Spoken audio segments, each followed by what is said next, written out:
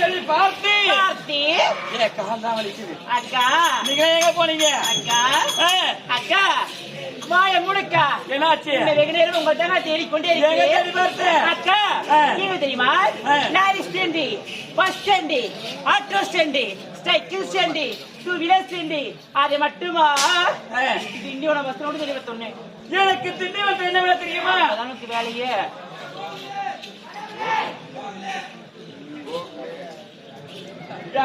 அக்கா.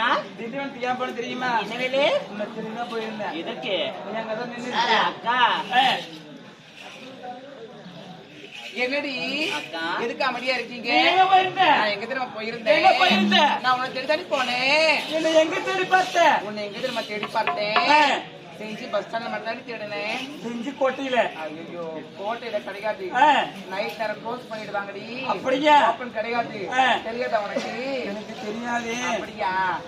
பின்ன வந்தா தெரியும்.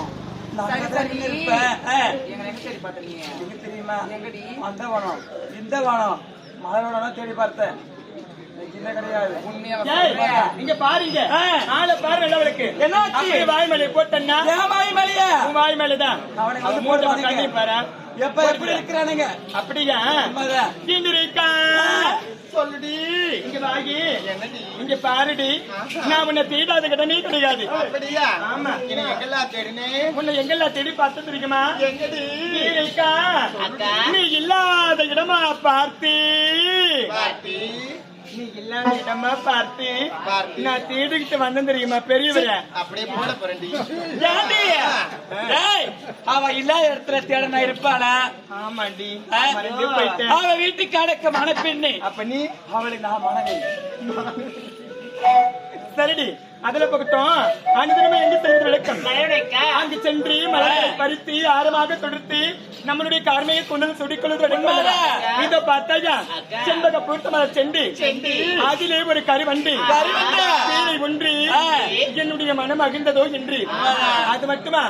அதோ பார்த்தாயா முல்லை கூட்டத்துல ஒன்னு ரெண்டு தான் வெள்ளை. அப்படியே நம்மளை பார்த்து தலையாட்டுவது போதில்லை. அது தலை மட்டும் ஆட்டுது. பிறகு அது வேரோட சேர்த்து அந்த பக்கம் ஆட்டினு தாங்க. போகாத நீ வேறதான் பாக்குற. அதுதான் எனக்கு மெயினான வேறு. சரி கடலை பகட்டண்டி இந்த அழகான மலர்னு சொல்லி பார்க்கும் பொழுது உங்களுடைய மனதிற்கு எதுவும் தோணவில்லையா? மனம் விட்டு பேசணும். அப்படியா?